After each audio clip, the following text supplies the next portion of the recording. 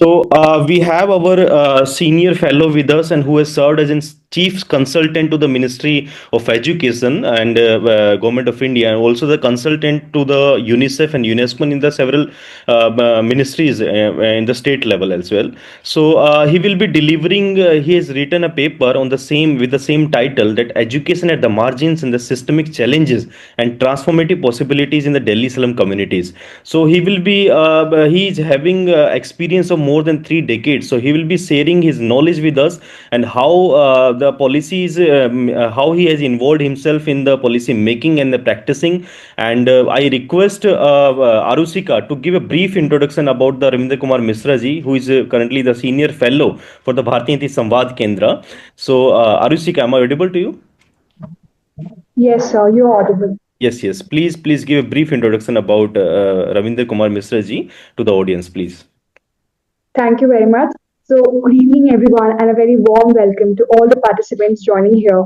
And I'm actually delighted to welcome you, sir. And this is our episode 8 of Bharat Samvad series, our ongoing policy dialogue platform for a more inclusive and equitable India. What is today's theme? It is education at the margins, systematic challenges, and transformative possibilities in Delhi slum communities. Touches upon one of the most urgent and underrepresented policy areas, ensuring that our education system truly reaches and uplifts the most marginalized area. It is our great honor and privilege to welcome today's keynote speaker, a towering figure in the landscape of educational policy and practice in India, Mr. Ravindra Kumar Mishra. So, Mr. Mishra brings with him over 3 decades of distinguished service in the field of educational planning, teacher development, child protection, and school safety. He has served as chief consultant at the Ministry of Education, Government of India, and a consultant to UNICEF, UNESCO, and multiple state governments. His ground level experience, coupled with policy insight, spans diverse geographies from Assam to Rajasthan and Arunachal Pradesh to Bihar.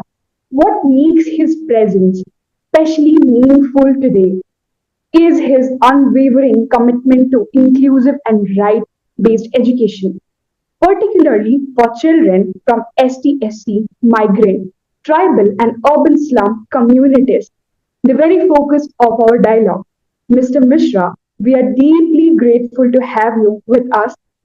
We look forward to learning from your lived experience, your institutional wisdom, and your visionary perspective on how we can bridge the systematic gaps in education for Delhi's undeserved communities. It's an honor to welcome you, sir.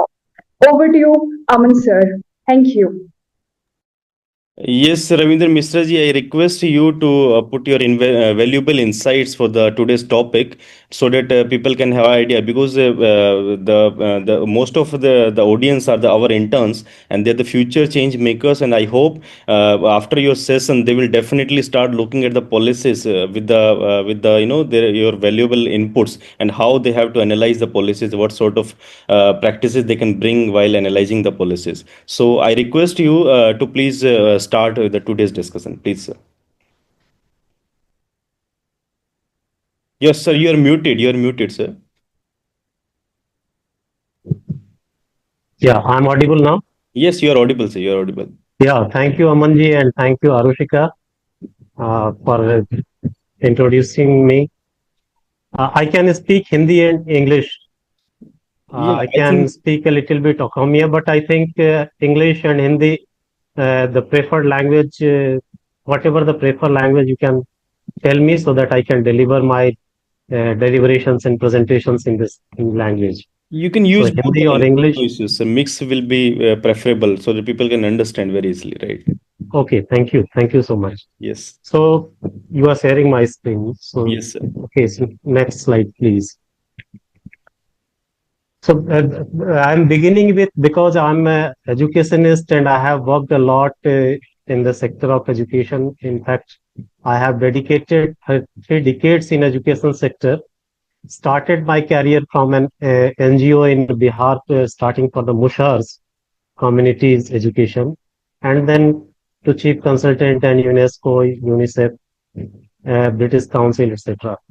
So whenever I start speaking, I say that everyone and everything around us is a teacher. Whosoever we are sitting here, we all are teachers to each other because we learn from each other.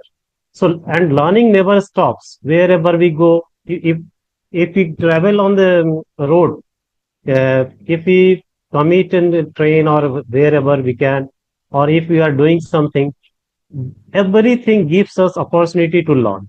Now it is us. How can we take it and how can we analyze it and how can it be better used for the society? So we are all the learners and I'm also learning and basically I'm a learner still. Although I'm 60, yet I'm 60 years young, I consider myself. And I'm learning and learning from everyone, even child, adolescent, adults, or old age senior citizens. So please, wherever you are, I'll request you to look into the things with a broader canvas, so that you can gather something from the canvas. Next slide, please. So I have divided my presentation. मैंने अपने presentation को चार हिस्सों में divide किया हुआ है. It is basically because I understand that you must have some idea about education, how education went ahead since the Vedic age. आपको थोड़ा थोड़ा मालूम होगा शायद, बट फिर भी मैं सोच रहा हूँ कि थोड़ा उसको रिफ्रेश कर दूं ताकि आपके लिए समझने में थोड़ी आसानी हो जाए. So you see, with the beginning of the history, the Vedic period is the first after Indus Valley civilization. Indus Valley civilization का तो nothing has been deciphered. अभी तक कुछ पता नहीं चल पाया कि उन लोगों ने क्या लिखा, हालांकि उनके स्क्रिप्ट्स अवेलेबल है. तो वैदिक पीरियड पे जो थे वेदों की रचना हुई, उसमें जो 4 वेद थे, you all know about that Rig Veda was one, Sam Veda was one, Yathar Veda was one, and Yajur Veda. So these were the 4 ones. उसके बाद वैदिक पीरियड के बाद लेटर वैदिक पीरियड पे उपनिषद और पुराण की रचनाएं हुई, और फिर उसके बाद एंशियंट यूनिवर्सिटीज की स्थापना हुई. उसमें बिहार में नालंदा और उत्तर भारत में तक्षशिला यूनिवर्सिटी की स्थापना हुई थी. जबकि नेपाल की तराई में एक यूनिवर्सिटी थी, मिथिला यूनिवर्सिटी, जिसका राजा जनक ने शुरू किया था. तो इस तरह से ये एंशियंट यूनिवर्सिटीज रही और हमारा एजुकेशन का कल्चर जो है वो प्राचीन काल से ही है. लेकिन उसके कुछ अपने प्रॉस एंड कॉन्स हैं जिस पे हम लोग बातचीत करेंगे. मेडिएवल एरा में जब हमारे यहाँ इस्लामिक लोग आए तो अरबी फारसी मदरसे की शुरुआत हुई और कई सारे संस्कृत के ग्रंथ जो हैं वो अरबी और फारसी में ट्रांसलेट किए गए. अंग्रेजों के आने के बाद जो है ये सिस्टम थोड़ा बदला और अंग्रेजों ने क्या किया, उन्होंने अपने शासन को सही रूप से चलाने के लिए उन्होंने किया क्या कि अंग्रेजी माध्यम के से स्कूलों को शुरू किया, अंग्रेजी माध्यम की शिक्षा देनी शुरू की. और बेसिकली वो चाहते थे कि क्लर्क टाइप के लोग ही प्रोड्यूस हो, क्योंकि ऑफिसर रैंक में जो है अंग्रेज शासन में हिंदुस्तानियों के लिए जगह नहीं थी उस समय. तो इस तरह से वो मैकाले का सिद्धांत आपको शायद मालूम ही होगा कि मैकाले ने काफी बदलाव किए थे शिक्षा पद्धति में. फिर जब हम 1947 में स्वतंत्र हुए, स्वतंत्रता के बाद हमने देखा कि हमारी लिटरेसी का लेवल बहुत कम था. लगभग 27-28% के आसपास हमारे पास लिटरेट लोग थे, साक्षर लोग. तो वहां से हम लोगों ने शुरू किया लिटरेसी और एलिमेंट्री एजुकेशन की शुरुआत वहां से हुई. फिर हम लोगों ने स्कूल खोलना शुरू किया, आईआईटीज खोले, आईआईएम्स खोले, और आज की तारीख में हम पब्लिक प्राइवेट पार्टनरशिप के through schools, colleges, engineering colleges, management universities चला रहे हैं. और अब जो नई शिक्षा नीति आई है उसके बेसिस पर फॉरेन यूनिवर्सिटीज का भी कैंपस इंडिया में होगा. कुछ इस तरह से प्रेजेंट सिचुएशन जो है उसमें काफी ट्रेडिशनल और मॉडर्न अप्रोचेस को लेकर के बातचीत चल रही है। इंडियन नॉलेज सिस्टम को काफी तरजीह दी जा रही है, महत्व दिया जा रहा है। Indian knowledge system is being given due importance, क्योंकि काफी कुछ है जो हम लोगों के वेदों से सीखने के लिए है, उपनिषदों से सीखने के लिए। आर्यभट्ट ने हमारे यहाँ शून्य की शुरुआत की खोज की थी। नालंदा और तक्षशिला और मिथिला जैसे विश्वविद्यालय हमारे यहाँ रहे। तो इन सारे जगहों से जो कुछ हमें सीखने को मिला। और आज की तारीख में आपको बताएं कि जब चाणक्य हुआ करते थे तक्षशिला में, वो एक शिष्य थे, स्टूडेंट थे, और उन्होंने चंद्रगुप्त मौर्य को राजा बनाया और एक किताब की रचना की जिसका नाम है अर्थशास्त्र। वो अर्थशास्त्र आज की तारीख में कई सारे पब्लिक एडमिनिस्ट्रेशन इंस्टीट्यूशंस में पढ़ाई जाती है। और वो किताब आपको भी कहीं में मिले, पेंगुइन से भी पब्लिश की गई है, किसी ने उसका हिंदी अंग्रेजी ट्रांसलेशन भी किया है, तो आप भी उसको देख सकते हैं। Next slide please.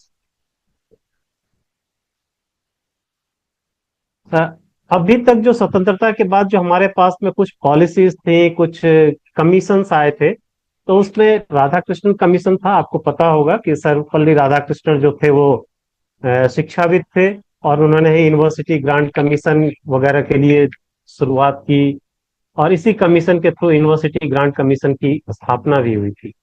तो ये बेसिकली हायर एजुकेशन के लिए ये कमेटी थी। बाद में सेकेंडरी एजुकेशन कमेटी आई, फिर एक बड़ा लैंडमार्क 64 65 में आया, जो कोठारी कमीशन के रूप में आया, जो कोठारी साहब उसके हेड थे। और उन्होंने काफी कुछ जोड़ दिया। उन्होंने कहा कि प्राइमरी एजुकेशन से हमें शुरू करना चाहिए, because foundation begins from primary education. The stronger the foundation, the better the building. तो इस कॉन्सेप्ट के साथ कोठारी कमीशन आया। फिर बीच में और भी कई सारी स्टडीज हुई, लेकिन इंपॉर्टेंट स्टेप रहा नेशनल एजुकेशन पॉलिसी 1986 में आई।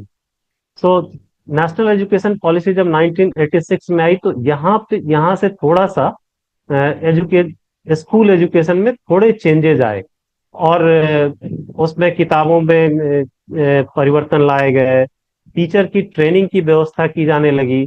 और 1986 की एजुकेशन पॉलिसी के आधार पर ही district institute of education and training DIET की स्थापना हुई।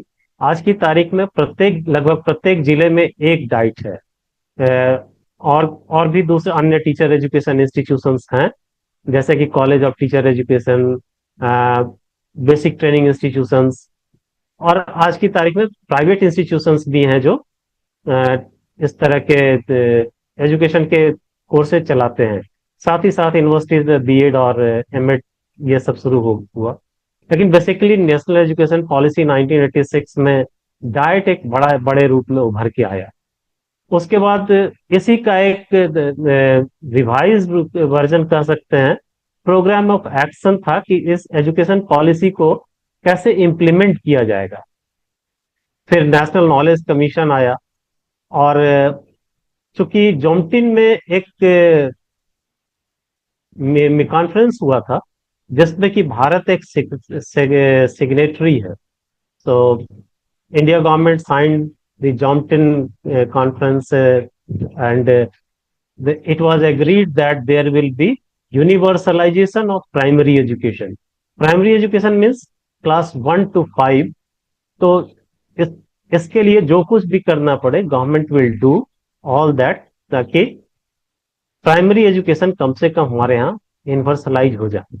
आज की तारीख में इस पे आएंगे, लेकिन अभी आप तो कह रहे हैं कि आज की तारीख में हमने तो यूनिवर्सलाइजेशन ऑफ प्राइमरी स्कूल्स कर दिया है, लेकिन यूनिवर्सलाइजेशन ऑफ प्राइमरी एजुकेशन अभी भी लगता है कि थोड़ा दूर है, and there are some grey areas to achieve the target. In between right to education act आया, जो कॉन्स्टिट्यूशन के 86 अमेंडमेंट से आया, और आर्टिकल 21A में राइट टू एजुकेशन की बात है। और राइट टू एजुकेशन कहता है कि there will be free and compulsory elementary education for all children of 6 to 14 years of age। 6 से 14 साल तक के सारे बच्चों के लिए एलिमेंट्री एजुकेशन यानी कक्षा 1 से कक्षा 8 तक की पढ़ाई जो है वो अनिवार्य रूप से होगी। तो ये एक बड़ा बदलाव था। साथ ही साथ right to education act quality education की बात करता है, प्यूपिल टीचर रेशियो की बात करता है, कितने छात्रों पर एक शिक्षक होंगे। तो इसमें राइट टू एजुकेशन ने कहा कि 30 बच्चों पर एक शिक्षक होना अनिवार्य है। अब टीचर्स ट्रेनिंग की भी बात इसमें की गई है कि क्वालिटी टीचर ट्रेनिंग होगा, स्कूल मैनेजमेंट कमिटीज होंगी, और मिनिमम डेज जो है एलिमेंट्री और प्राइमरी स्कूल के जो है ट्रांजेक्शनल डेज, पढ़ाने वाले दिन जो हैं वो तय किए गए कि कम से कम 200 दिन तो स्कूल प्राइमरी लेवल पर यानी कक्षा 1 से 5 के लिए चलना ही चलना चाहिए। साथ ही साथ 6ठी से 8वीं के लिए 220 दिन का स्कूल कम से कम होना चाहिए एक साल में। तो आप देखेंगे यूडाइस की रिपोर्ट के आधार पर तो कहीं कहीं पर तो हम शायद 220 दिन अचीव नहीं कर पाते हैं, तो कई सारे फैक्टर्स हैं उसके। फिर राइट टू एजुकेशन एक्ट के बाद पूरी दुनिया में ये विचार विमर्श हुआ और सस्टेनेबल डेवलपमेंट गोल्स निर्धारित किए गए। 17 गोल्स हैं। 2015 में इस सस्टेनेबल डेवलपमेंट गोल्स पर इंडिया ने भी साइन किया, और इस गोल को अचीव करने का जो है वो 2030 तक सस्टेनेबल डेवलपमेंट गोल को अचीव करना है। अभी हम लोग देखेंगे, एक झलक मिलेगी कि हम लोग सस्टेनेबल डेवलपमेंट गोल में कहां पहुंचे हैं।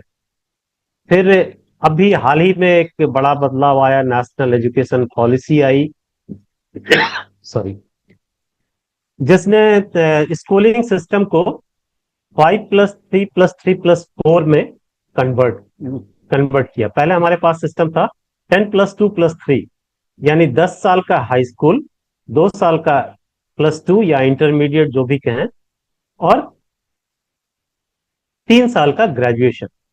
अभी जो इस बदलाव आया नई शिक्षा नीति से, that was 5 years foundational stage. Foundational stage comprises of 2 years of preschool and 3 years of school education, means class 1, 2 and 3, और क्लास 1 से पहले 2 साल, तो जिसको कि प्री स्कूल कहा गया, कहीं बाल वाटिका कहा गया, कहीं अर्ली चाइल्ड एजुकेशन कहा गया, और कई राज्यों ने इसे अपना अलग अलग नाम भी दिए। और उसमें निपुण भारत की स्थापना की गई है, ताकि ये 5 साल वाले जो ड्यूरेशन है इसको अच्छी तरह से लागू करने के लिए। फिर 3 साल का प्राइमरी लेवल है, उसके बाद में आप देखेंगे तो 3 साल का एलिमेंट्री लेवल है जो 6, 7, 8, और उसके बाद में 4 साल का जो है वो सेकेंडरी और सीनियर सेकेंडरी।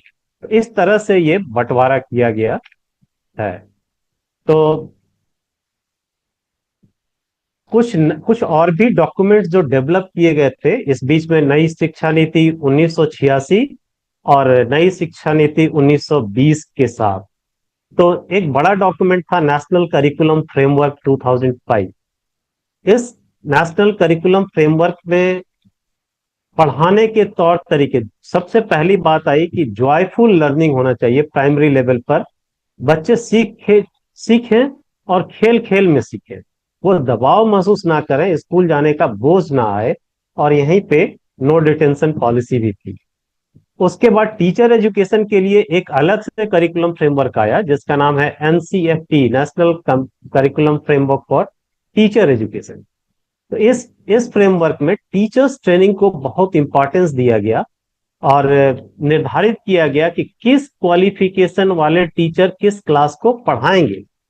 इसमें था कि अब 2 साल का जो डिप्लोमा कोर्स है, DLED जिसको बोलते हैं, डिप्लोमा इन एलिमेंट्री एजुकेशन, वो प्राइमरी लेवल पर पढ़ाने के लिए कंपलसरी होगा। उसके अलावा BEd, 2 साल का BEd, करस्पॉन्डेंस के BEd जो है वो बहुत सारे बंद हो गए, और सारे रेगुलर कोर्सेज जो है वो शुरू किए गए। कहीं स्पेशल एजुकेशन, जिसको कहते हैं स्पेशल एजुकेशन, मीन्स वैसे टीचर बनाना जो विशेष आवश्यकता वाले बच्चों के लिए पढ़ा सके। जैसे कि और मान लीजिए कि कोई विजुअली चैलेंज है, दृष्टिहीन है, इस तरह की दिव्यांगता है, तो उसके लिए ब्रेल में कैसे पढ़ाएंगे। तो इन सब चीजों के लिए भी एनसीईआरटी ने पूरा पूरा विस्तृत डॉक्यूमेंट तैयार किया। फिर 2020 की पॉलिसी के साथ हमारे पास आया दो नेशनल करिकुलम फ्रेमवर्क आए हमारे पास। एक आया फाउंडेशनल स्टेज का, जो हम लोगों ने अभी बातचीत किया था, पहले 5 साल के लिए। और स्कूल एजुकेशन का जो फ्रेमवर्क आया वो था 12वीं क्लास तक के लिए। तो तीसरे क्लास से लेकर चौथे क्लास से लेकर के और 12वीं क्लास तक के लिए स्कूल एजुकेशन फ्रेमवर्क है। इसमें कई कई तरह की चीजें रखी गई हैं, और सबसे ज्यादा फोकस इसमें है कि बच्चों का सीखने का जो स्तर है वो बढ़े। लर्निंग आउटकम जो है वो क्लास और एज के मुताबिक होना चाहिए, ये इसमें इंश्योर करने की कोशिश की गई है। Next slide please. अब देखिए कि हिस्ट्री में अगर हम जाएं तो देखिए हमारे पास में कई सारे स्कीम्स और प्रोग्राम्स चले हैं। इसमें सबसे पहला था जो आया वो ऑपरेशन ब्लैक बोर्ड का एक इंपॉर्टेंट प्रोग्राम है। तो ऑपरेशन ब्लैक बोर्ड जब आया था तो आप ये समझिए कि कई सारे स्कूलों में हमारे पास में तो एक तो स्कूल कम थे 87-88 के आसपास, और दूसरा ये था कि स्कूलों में ब्लैक बोर्ड की बहुत कमी थी। हम बताएं आपको कि हम स्कूल में जाते थे जब, तो हमारे गुरुजी एक कैलेंडर टाइप का ब्लैक बोर्ड रखते थे, जो अपनी साइकिल में लटका के लाते थे, और क्लास होने के बाद में फिर लेकर के चले जाते थे। तो वो बड़ा इनकन्वीनियंट टाइप का था। तो ऑपरेशन ब्लैक बोर्ड से ये कोशिश की गई कि सारे स्कूलों में कम से कम सारे क्लास में ब्लैक बोर्ड। फिर यूनेस्को का एक बड़ा प्रोग्राम आया, एजुकेशन फॉर ऑल। इसमें था कि प्राइमरी एजुकेशन तो निश्चित रूप से सबके लिए होना चाहिए, तो कम से कम फाउंडेशन तो सबका स्ट्रांग होना चाहिए। और इस एजुकेशन फॉर ऑल के आने से भारत में क्या हुआ कि विभिन्न राज्यों में अलग अलग प्रोग्राम्स चले। जैसे उत्तर प्रदेश में UP education for all, Bihar में बिहार एजुकेशन प्रोजेक्ट चला, वेस्ट बंगाल में उसी तरह से West Bengal education for all, कहीं पे राजस्थान में लोक जुम्बिश टाइप के प्रोग्राम चले। तो अनेक राज्यों में अनेक तरह के प्रोग्राम चले। अब आप देखेंगे कि उसके बाद एक वर्ल्ड बैंक फंडेड प्रोग्राम आया। दैट मैंने world bank funded means it was a soft loan. Soft loan means जिसका इंटरेस्ट रेट बहुत कम है लेकिन वो चुकाना है। तो डीपीपी प्रोग्राम में क्या था, इसका फुल फॉर्म था डिस्ट्रिक्ट प्राइमरी एजुकेशन प्रोग्राम। ये अपने तरह का पहला प्रोग्राम था जिसमें कि प्लानिंग डिस्ट्रिक्ट लेवल से शुरू की गई। आप समझिए कि पहले था कि टॉप टॉप डाउन अप्रोच था, इस प्रोग्राम के बाद से बॉटम अप अप्रोच शुरू हुआ और जिला स्तर पर इसके प्रोग्राम बनने लगे।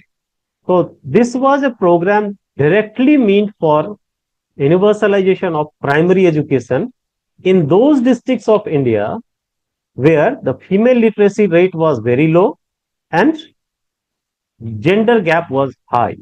तो इन दो इंडिकेटर्स पर कई सारे स्टेट्स थे जिसमें कि डीपीपी प्रोग्राम आपको सुनने को नहीं मिलेगा। जैसे दिल्ली उसमें से एक ऐसा राज्य है जहां पर डीपीपी प्रोग्राम नहीं था, उसके पड़ोस में पंजाब नहीं था, राजस्थान में था। तो इस तरह से कई ऐसे स्टेट थे, नॉर्थ ईस्ट में आसाम को छोड़ करके बाकी किसी स्टेट में डीपीपी प्रोग्राम नहीं था। और कंडीशन क्या थे? कंडीशन था कि आपका जो फीमेल लिटरेसी रेट है वो लोएस्ट होना चाहिए और जेंडर गैप जो है वो हाई होना चाहिए। तो इन दो क्राइटेरिया पर जहां तक मेरी मेमोरी बता रही है कि 16 स्टेट्स में शायद डीपीपी प्रोग्राम्स चला, 16 या 18 स्टेट्स में। फिर साउथ के स्टेट्स में नल्ली कली जैसा प्रोग्राम चला। इन सारे प्रोग्राम्स के बाद में हुआ कि हम क्यों नहीं सारे डिस्ट्रिक्ट को यूनिवर्सलाइज करें, और तब सर्व शिक्षा अभियान 2001 में आया।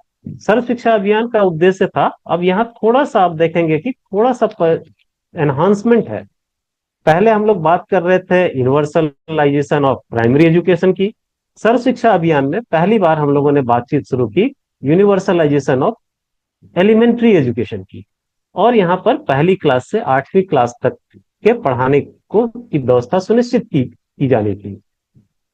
और इसी में आप देखेंगे कि राइट टू एजुकेशन तो 2009 में आया, तो सर्व शिक्षा अभियान 2001 में आया, और इन 8 सालों में राइट टू एजुकेशन इंश्योर करने के लिए 8 सालों तक हम लोग काम करते रहे, so that every child should have a right to elementary education which will be free and which will be compulsory.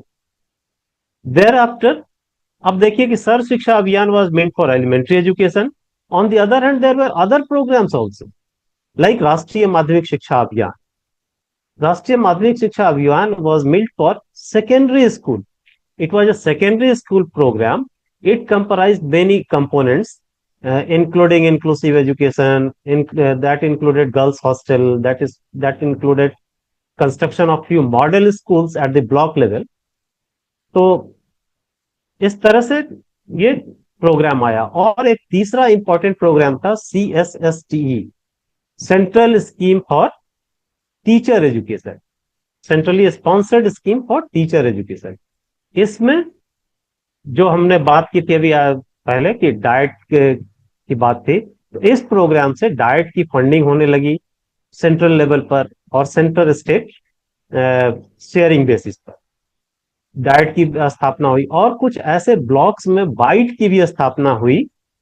अब जैसे block institute of education and training, so BITE की स्थापना हुई, तो इसी CSSTE प्रोग्राम के तहत हुई। तो आप दिल्ली के 9 जिलों में जो आप डाइट देखेंगे SCRT के साथ साथ, वो आप देखेंगे कि ये सब CSSTE प्रोग्राम के तहत ही आए। बाद में ये सारे प्रोग्राम जो DPEP तो सर्व शिक्षा अभियान में अपग्रेड हो गया, तो सर्व शिक्षा अभियान, राष्ट्रीय Madhyamik Shiksha Abhiyan, model school programme, girls school hostel, ये सारे, और CSSTE, ये सारे प्रोग्राम समग्र शिक्षा अभियान में तब्दील हो गए, और उसमें कुछ अच्छे अच्छे आयाम, डायमेंशंस ऐड किए गए। तो समग्र शिक्षा अभियान basically now targets from preschool to class 12, and this is very appreciable and commendable program, because पहले क्या था कि when a child gets admission in a primary school, particularly suppose in a rural area or in a slum of Delhi, then the child can see only class 1 to 5. So the child cannot visualize that I have to go to higher level.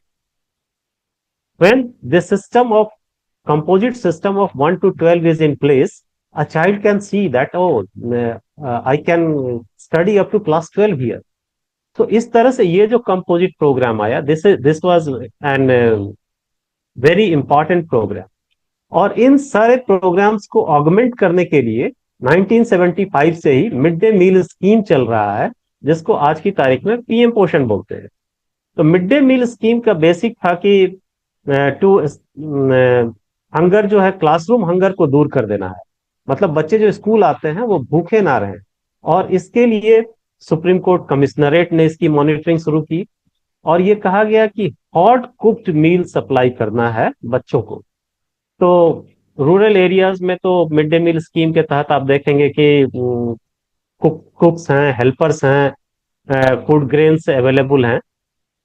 लेकिन urban area में hot cooked meal की जो व्यवस्था है वो थोड़ी अलग इस संदर्भ में है कि सेंट्रलाइज्ड किचन से, सेंट्रलाइज्ड किचन मतलब कि एक जगह कहीं खाना बन रहा है 50 स्कूल के लिए, 100 स्कूल के लिए, डिपेंड्स कैसे वहां पे ट्रांसपोर्टेशन की क्या फैसिलिटी है, और जो सर्विस प्रोवाइडर हैं उनकी क्या कैपेसिटी है, और गवर्नमेंट का क्या रिक्वायरमेंट है। इन तीनों के मैच होने पर तो दिल्ली में ज्यादातर सेंट्रलाइज्ड किचन्स हैं, और इसमें कई एजेंसीज इन्वॉल्व हैं। अब यहाँ क्या होता है कि खाना तो हॉट कुक्ड मील के नाम पे वो हॉट कुक्ड मील है, लेकिन आप सोचिए कि ये सेंट्रलाइज्ड किचन 2 बजे सुबह खुलते हैं, 7 बजे तक खाना बन जाता है करीब करीब, जो मैंने देखा है। और चूंकि मैं mid day meal school scheme का चीफ कंसल्टेंट रहा हूँ, तो मुझे ये सब देखने का मौका मिला, तो आपसे शेयर कर रहा हूँ। अब सोचिए 7 बजे सुबह में ट्रांसपोर्ट होना खाना शुरू होता है हॉट केसेस में, और स्कूल तक पहुंचते पहुंचते किसी स्कूल में पहले पहुंचता है, किसी स्कूल में टाइम पर पहुंचता है, और किसी स्कूल में टाइम के बाद भी पहुंचता है। तो इस तरह से ये जो टाइम है बच्चों के खाने का, बच्चे खाने के लिए इंतजार कर रहे हैं, बच्चे, बहुत सारे ऐसे बच्चे हैं स्लम्स में या रूरल एरियाज में जिनके लिए mid day meal is the only meal in 24 hours. So इस स्कीम में जो मील देने की व्यवस्था है अच्छी है, लेकिन इसमें थोड़े सुधार की गुंजाइश है, और उसको भी हम लोग देखेंगे। Next slide please. ये जो सस्टेनेबल डेवलपमेंट गोल्स की बात कर रहे थे जो यूनाइटेड नेशंस की तरफ से है, तो ये 17 गोल्स जो हैं एक दूसरे से काफी इंटरलिंक्ड हैं। आप देखेंगे कि पहला तो है कि पॉवर्टी नहीं होना चाहिए। अब एक दूसरा डेटा अगर आप समझेंगे तो आप देखिए कि हमारे यहाँ particularly in India literacy has increased at the rate of 10%, 12% और 15% लाइक दैट, और poverty has gone down in the same ratio. तो मैंने इसे एक बार जोड़ करके देखा कि इफ द एजुकेशन लेवल और literacy level is increasing, poverty level is decreasing. तो ये एक बड़ा इंडिकेटर हमें लगा। आप भी इस पे विचार करेंगे, देखेंगे। और उसके बाद ये जो 17 गोल्स हैं क्लाइमेट की, सबको जो अच्छा क्लाइमेट हो, हम साफ हवा में जिंदगी गुजारें, सबके लिए साफ हवा हो, साफ पानी हो, सबके लिए पढ़ने की सुविधा हो, पुरुष महिलाओं के बीच में असमानता नहीं हो। तो these are the important aspects जहां पर कि ये 17 गोल्स एक दूसरे से इंटरलिंक्ड हैं, और इनको अचीव करने के लिए 2030 तक का समय है। एसडीजी के रिपोर्ट्स आ रहे हैं और आते रहते हैं, और उससे लगता है कि अभी हमें थोड़ी और पुश करने की जरूरत है, थोड़ा और जोर लगाने की जरूरत है 30 तक इन सारे गोल्स को अचीव करने के लिए। साथ ही साथ देखिए कि इंटरनेशनल लेबर ऑर्गेनाइजेशन ने बड़े स्पष्ट शब्दों में कहा है कि poverty anywhere is dangerous for prosperity everywhere. मतलब कहीं भी अगर गरीबी है तो दूसरी जगहों के समृद्धि के लिए वो बॉटलनेक है, स्पीड ब्रेकर है। इसलिए गरीबी तो होनी नहीं चाहिए, और हमें गरीबी दूर करने के लिए ये सारे आयाम्स हैं कैसे हम और आगे बढ़ने के लिए एजुकेशन एक सशक्त माध्यम है। अगर एजुकेशन से है का जो कंट्रीब्यूशन है उसमें क्या है कि हमारे सोचने की क्षमता बढ़ती है, हम क्रिटिकली थिंक कर सकते हैं, हम प्रॉब्लम्स को सॉल्व कर सकते हैं, और हम जो चैलेंजेस आएंगे उनका अच्छी तरह से सामना कर सकते हैं। तो इसलिए एजुकेशन जो है वो इन सारे 16 डायमेंशंस जो है ना, रिमेनिंग 16 डायमेंशंस, उन सबको फुलफिल करने में एक इम्पॉर्टेंट रोल प्ले करता है, और ये सबसे मजबूत कड़ियों में से एक है 17 गोल में से। Next please. अब हम लोग देख चूंकि नेशनल एजुकेशन पॉलिसी काफी चर्चा में है अभी, हालांकि इसको आए हुए 5 साल हो गए हैं, लेकिन अभी भी हमें काफी कुछ इसमें देखने को मिल रहा है। तो इस पे हम लोग थोड़ा सा चर्चा करेंगे कि इसमें आखिर है क्या। Next slide please. सो इसके सबसे बड़ा जो है कि इंडिया जो है वो एक diverse, full of diversities, culture, art, customs, traditions, way of living, और कुछ मामले में ज्योग्राफिकल टराइंस भी, और उसके अलावा लैंग्वेजेस। तो ये जो सारे डाइवर्सिटीज हैं इन सब को रिस्पेक्ट करने की बात है। इक्विटी और इंक्लूजन की बात कही गई है। Inclusion means it is not only about the disabled person, but it is inclusion of everybody, is irrespective of disability, ability, caste, creed, race, religion. So that inclusion has been visualized in national education policy. Community participation का एक बड़ा important role है, क्योंकि आप देखिए कि जितनी भी चीजें हैं सब चीजों के लिए एक कन्वर्जेंस का सेंटर कम्युनिटी और स्कूल है। स्कूल जो है उससे सारे प्रोग्राम्स रिलेटेड हैं, और स्कूल क्या है, टीचर्स और पेरेंट्स और जो वहाँ के लोकल कम्युनिटी हैं उनका उनका एक इम्पॉर्टेंट रोल है कम्युनिटी में। पार्टिसिपेशन से क्या होगा कि पार्टिसिपेशन का मतलब क्या है कि हम जो काम है उसमें अपनी रिस्पॉन्सिबिलिटी को निभाएं, और साथ ही साथ रिस्पॉन्सिबिलिटी ले भी, कि इसके लिए कौन रिस्पॉन्सिबल है, कि किसको, कौन ये काम अच्छे से कर सकता है। सब खास तौर पर सपोज करिए कि जैसे टीचर्स की कमी है, और हमारे गांव में आप देखिए, मैंने देखा हमारे गांव में कुछ रिटायर होके लोग आए, तो उन लोगों ने स्कूल में पढ़ाना शुरू कर दिया विद परमिशन। तो इस तरह से क्या हो कि स्कूल की क्वालिटी काफी इंप्रूव हो गई, टीचर्स हो गए। तो इस तरह के जो पार्टिसिपेशंस हैं, खाना बनाने का जैसे काम है, उसमें अगर मदर्स कमिटी आकर के थोड़ा मॉनिटर करती हैं, और कुक कम हेल्पर्स को, जो अच्छे कुक हैं अपने घरों में अच्छा खाना बनाते हैं, तो उन्होंने थोड़ा ट्रेन कर दिया, देखो भाई सब्जी को धुल करके काटना चाहिए, चावल को एक बार थोड़ा धो लेना चाहिए, उसके बाद तब उसको पकाना चाहिए, like that. These are small small things. लेकिन इस सब पार्टिसिपेशन से एक तो उससे बिलोंगिंगनेस बढ़ता है अपना, और साथ ही साथ एक रिस्पॉन्सिबिलिटी सबकी बढ़ जाती है, और लोग अकाउंटेबल भी होते हैं। ये इसके कई सारे एग्जाम्पल्स हैं, अच्छे एग्जाम्पल हैं कम्युनिटी पार्टिसिपेशन के पूरी कंट्री में। और नॉर्थ ईस्ट तो मैं कहूंगा कि नॉर्थ ईस्ट का कम्युनिटी पार्टिसिपेशन जो है वो बहुत मायने में डबटेलिंग रेप्लिकेबिलिटी के लायक है। साथ ही साथ टेक्नोलॉजी के यूज की बात करता है। आप देखिए कोविड के बाद से टेक्नोलॉजी में काफी बूम आया, एजुकेशन में टेक्नोलॉजी का। लेकिन उस टेक्नोलॉजी से बच्चों को बहुत लाभ शायद हुआ, ये नहीं कह पाएंगे, क्योंकि टेक्नोलॉजी तक एक्सेसिबिलिटी बहुत कम है। एनसीईआरटी का एक सर्वे आया था, उसमें था कि हार्डली 30% बच्चे जो हैं वो एक्सेसिबल हैं टेक्नोलॉजी के। तो ये सब चैलेंजेस भी हैं। कॉन्सेप्चुअल अंडरस्टैंडिंग पर ज्यादा जोर दिया गया है, फाउंडेशनल लिटरेसी से लेकर के और क्लास 12 तक को।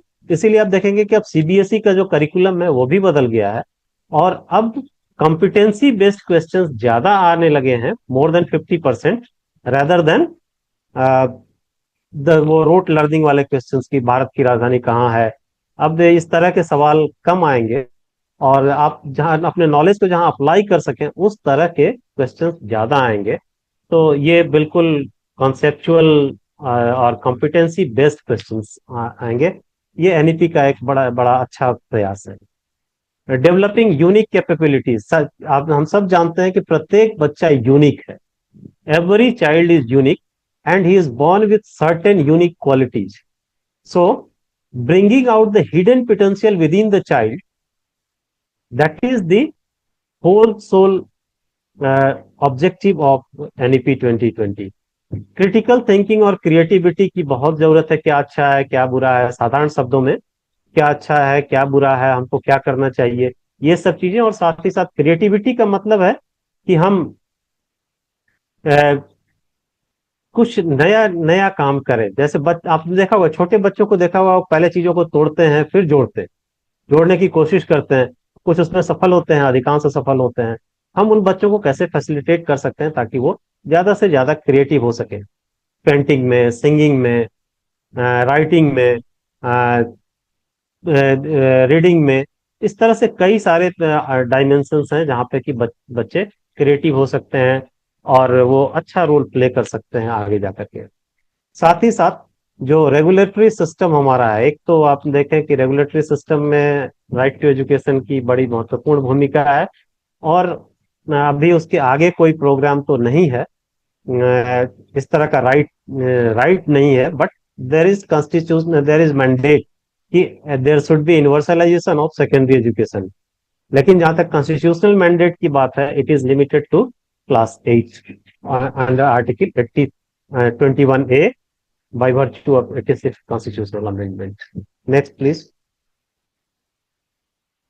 अब देखिए कि मेजर ऑब्जेक्टिव जो नेशनल एजुकेशन पॉलिसी के हैं उसमें है कि अर्ली चाइल्डहुड एजुकेशन होना चाहिए, फाउंडेशनल लिटरेसी और न्यूमरेसी होनी चाहिए, यानी कि वो बेसिक अर्थमेटिक कर सके और वो शब्दों को पढ़ सके।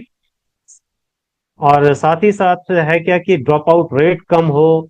इंक्लूसिव एजुकेशन की बात हमने अभी की कि कैसे हम पूरा इंक्लूसिव एक क्लासरूम बनाएं, जिससे कि कहीं कोई भेद, डिस्क्रिमिनेशन का कोई स्कोप नहीं हो, सबको एफोर्डेबल क्वालिटी एजुकेशन मिले, साथ ही साथ होलिस्टिक पैडागोजी की बात की गई है। क्लासरूम में बहुत कुछ होना चाहिए।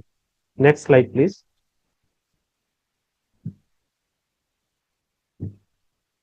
और ये एनईपी का जो ये विजुअलाइज किया गया है कि एक्सेस जो है वो ईसीसीई से लेकर के और सेकेंडरी तक सबको अवेलेबल हो, यानी विद्यालय सबकी पहुंच में हो। सो एलिमेंट्री एजुकेशन तक तो आई सी की we have almost achieved access, लेकिन what is happening in the classroom that is major challenge, और उस चैलेंज को हमें एक्सेप्ट करना है। साथ ही साथ SDG 4 अपने अभी बातचीत की हम लोगों ने कि चौथा जो है क्वालिटी एजुकेशन की बात करता है, सस्टेनेबल डेवलपमेंट गोल, तो उसको अचीव कर लें। 21st सेंचुरी में जो स्किल्स रिक्वायर्ड हैं, जिसमें क्रिटिकल थिंकिंग, प्रॉब्लम सॉल्विंग और असेसमेंट वगैरह की बात है। असेसमेंट, हालांकि असेसमेंट के नाम पर अभी बहुत सारे असेसमेंट्स होने लगे हैं। So that to personally to me those assessments are cumbersome. At least इतना बर्डन बच्चों पर नहीं होना चाहिए, खासतौर पर जूनियर क्लासेस में, एलिमेंट्री लेवल तक में। तो इसे एक बार और रीथिंक करने की जरूरत हो सकती है। साथ ही साथ नो डिटेंशन पॉलिसी को हटा दिया गया है। इस पे ये भी एक डिबेटेबल टॉपिक है और इस पे भी बात की जानी चाहिए, क्योंकि बड़े परिश्रम से, बहुत डिस्कशन के बाद, बहुत सारे थॉट्स के बाद नो डिटेंशन पॉलिसी लाई गई थी। तो अच्छाई बुराई दोनों की है, और हमें जो अच्छा है वो देखना होगा। कि एक बार लेकिन डिबेट तो इनवाइट करता ही है ये। साथ ही साथ अब एक बड़ा है कि स्कूल कॉम्प्लेक्सेस आएंगे। School complexes means there will be single school from early childhood education to secondary education. तो अब आप देखिए कि ईसीसीई का मतलब इसमें दो कंपोनेंट है, early child care and education. So care वाला पार्ट जो है वो आंगनवाड़ी के पास में, that is for the from the ICDS part, and education part is from the education department part. तो ये कन्वर्जेंस एक बड़ा चैलेंज है राज्य सरकारों के लिए भी, क्योंकि दोनों दो डिपार्टमेंट से गवर्न हो रहे हैं, और इन दोनों को एक साथ लाने की बात है। अमलगमेशन कुछ कुछ जगह पे शुरू भी हुआ है। आसाम में मैं था तो वहां कुछ शुरू हुआ था, और धीरे धीरे इसमें प्रयास चल रहे हैं। Next slide please. अब देखिए अर्बन स्लम्स की जब हम बात करते हैं, क्योंकि ये सब जो एक पर्सपेक्टिव था, ये पॉलिसीज को समझना बहुत जरूरी था, और इन पॉलिसीज में स्लम्स पर को हाईलाइट कहीं नहीं किया गया है। स्लम्स की चर्चा है कहीं, लेकिन this needs to be highlighted, क्योंकि स्लम जैसे जैसे सिटीज बढ़ रही हैं वैसे वैसे स्लम्स बढ़ रहे हैं। पहले जो 56 का slum area act, improvement and clearance act था, उसमें 50 हैबिटेशन को एक स्लम माना गया था। और स्लम का मतलब जहाँ पे कि बहुत टेम्पररी नेचर के लोग, नेचर के घर हैं, बेसिक फैसिलिटीज नहीं है, ड्रिंकिंग वाटर नहीं है, अनहाइजीनिक कंडीशंस हैं, ये सब हैं। तो एनएसएस सर्वे ने बाद में 20 हाउस होल्ड्स को एक स्लम एरिया माना। अब क्या है कि दिल्ली में क्या है कि जो स्लम एरिया है, उन एरिया में उन्होंने नोटिफाइड स्लम्स किए, कुछ स्लम्स को नोटिफाई किया। नोटिफाई मतलब उन स्लम्स को सरकार बेसिक सुविधाएं देगी या दे रही है, जैसे इलेक्ट्रिसिटी है, वाटर है, हाइजीन है, हेल्थ है, एजुकेशन है। लेकिन जो डेली आप देखिए तो स्लम हर एक एरिया में कहीं ना कहीं बढ़ते चले जा रहे हैं, चाहे कोई भी सिटी आप ले लीजिए। तो स्लम का भी जैसे जैसे सिटी बढ़ रही है वैसे वैसे स्लम्स बढ़ रहे हैं। तो अब नोटिफाइड स्लम्स को तो कुछ सुविधाएं हैं, लेकिन झुग्गी झोपड़ी वाला जो एरिया है दिल्ली का, they are really challenging, because government कहती है कि these are illegal encroachments and people are living there for many years. तो उसमें कई तरह के, जैसे लाल डोरे वाला जो क्षेत्र है, कहीं पे कहीं नोटिफाइड नहीं है, कहीं आज हैबिटेशन होता है, कल गया उसको बुलडोजर आता है और हटा देता है। तो उन सब एरियाज में रहने का एक बड़ा भय है। झुग्गी झोपड़ी वाले एरियाज में जो नॉन नोटिफाइड है, वहां पे लोग बड़े भयाक्रांत हैं। They are living in fear. So इस तरह के सिचुएशन में प्रोडक्टिविटी तो हैम्पर होगी, और इसको एक बार देखने की जरूरत है, सरकारों को विचार करने की जरूरत है कि आखिरकार इस स्लम को हम लोग या झुग्गी झोपड़ी वालों को मेन स्ट्रीम में कैसे लाएं, क्योंकि स्लम के जो डेफिनेशंस हैं दैट्स ओके, लेकिन we are responsible for each and every citizen of our country. Next slide please. अब देखिए एरिया वाइज मतलब जो स्लम्स हैं आपको अगले स्लाइड में हम दिखाएंगे। तो आप देखिए कि जो जितने स्लम्स हैं उन स्लम्स में लोकल बडीज में 45 लोकल बडीज के लैंड में 45% स्लम लैंड जो है लोकल लोकल बडीज का। उसके बाद रेलवेज का दूसरा नंबर है जहां पर कि 28%। ये परसेंटेज शायद किसी कारणवश रिप्रेजेंट नहीं हो पा रहा है। तो 45% लोकल बडीज के लैंड में स्लम्स हैं, और 16% अदर्स हैं। प्राइवेट में भी, प्राइवेट एरियाज में भी जो है लगभग एक 1.84% के आसपास प्राइवेट लैंड जो है उसमें स्लम्स हैं। और अननोन एरिया जो जो इसका कोई डेफिनेशन हमें मिला नहीं, ये किस तरह का लैंड है जिसमें कि 7.9% जो है वो लैंड है जिसमें स्लम्स हैं जो इस तरह के लैंड में रह रहे हैं। तो ये डिस्ट्रीब्यूशन एक तरह का है जो हमने दिल्ली गवर्नमेंट की साइट पर अवेलेबल था। इस तरह से तो नहीं था, लेकिन मैंने इसको एनालाइज करके ऐसे देखा है। Next please.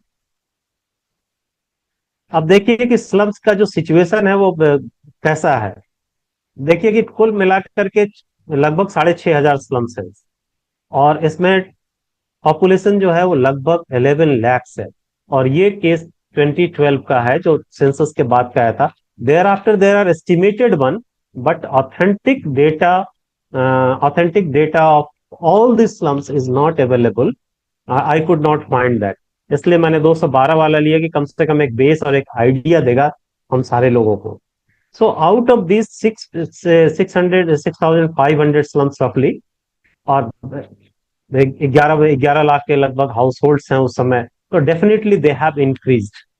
और आप देखेंगे तो 90% जो स्लम्स हैं वो पब्लिक लैंड पर बने हुए हैं, यानी एनडीएमसी वाले एरिया में, एमसीडी वाले लैंड पर, रेलवे के लैंड पर, या और किसी सरकारी लैंड पर, या स्टेट गवर्नमेंट का लैंड है उस पर है।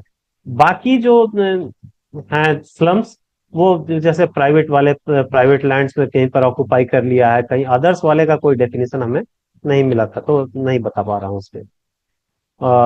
उसके अलावा क्या है कि 2/3 ऑफ स्लम्स जो हैं वो रेसिडेंशियल एरिया से सराउंडेड हैं। जैसे आप देखेंगे कि सरिता विहार के आसपास का एरिया दिल्ली में, आप वो एरिया मैं एक एग्जांपल के तौर पर दे रहा हूँ।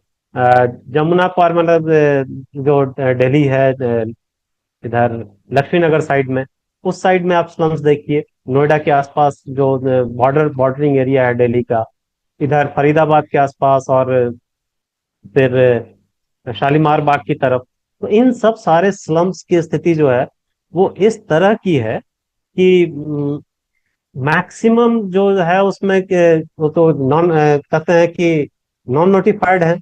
और नॉन नोटिफाइड होने के कारण क्या है कि उसमें बिजली की सुविधा नहीं है, पानी की सुविधा नहीं है, टैंकर से पानी लोग खरीदते हैं, टॉयलेट्स नहीं है, और सीवर लाइन नहीं है। तो आप सोचिए कि नाले खुले हुए बहते हैं तो बीमारियों का डर हमेशा है, और वो एरिया हमेशा स्टिंक करता रहता है।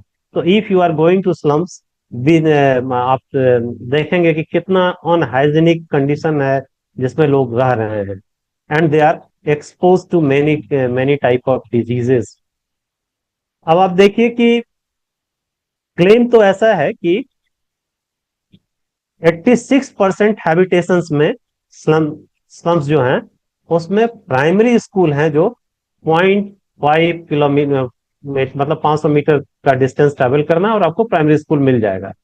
बट आगे जो डेटा आप देखेंगे वो थोड़ा आपको कंसर्न का है।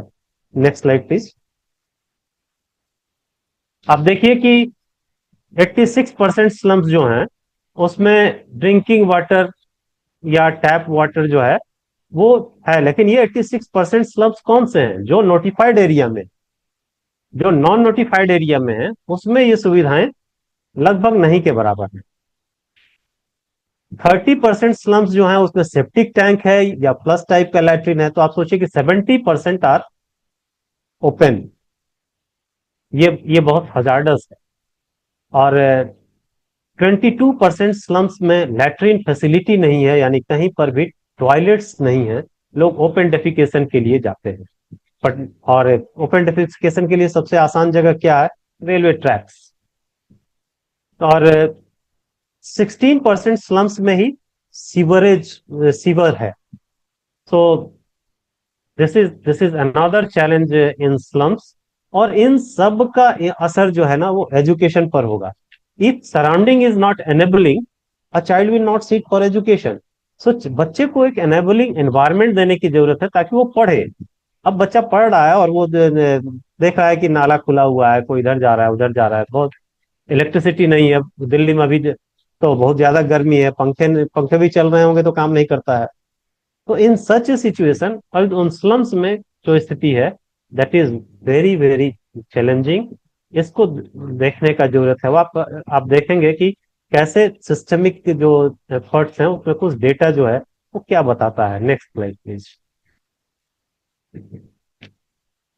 आप देखिए तो ओवरऑल इंडिया में करीब करीब 25 करोड़ बच्चे हैं और 15 लाख के आसपास स्कूल हैं, जो यू डाइस बताता है।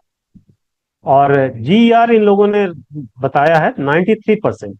अब जीईआर क्या है? ये ग्रॉस एनरोलमेंट रेशियो है। कैसे निकालते हैं? तो ग्रॉस एनरोलमेंट रेशियो जो है वो टोटल जो एनरोलमेंट है बच्चों का, ये क्लास वाइज भी निकल सकता है, स्कूल वाइज भी निकल सकता है। तो टोटल एनरोलमेंट जो है बच्चों का किसी सर्टेन क्लास में, और उस एज का पॉपुलेशन कितना है। मान लीजिए कि छठे क्लास 6 साल के बच्चे का हम देख रहे हैं, तो छठे क्लास के बच्चे को क्लास 1 में होना चाहिए। तो क्लास 1 में कितने बच्चे एनरोल्ड हैं और क्लास 1 में उस एरिया में कितने बच्चे का पॉपुलेशन है, multiplied by 100 gives you GR. But GR में क्या है कि ये टोटल एनरोलमेंट की बात करता है, एज स्पेसिफिक एनरोलमेंट की बात नहीं करता है। इसलिए इसमें अंडर एज बच्चे, ओवर एज बच्चे दोनों शामिल होते हैं। और इसलिए यह 110% तक अगर जाएगा तब जाकर के कहेंगे कि नेट एनरोलमेंट शायद पूरा है। अदरवाइज जिन बच्चों को स्कूल में होना चाहिए वो नहीं है, और जिन बच्चों को नहीं होना चाहिए उस क्लास में, वो बच्चे उस क्लास में हैं।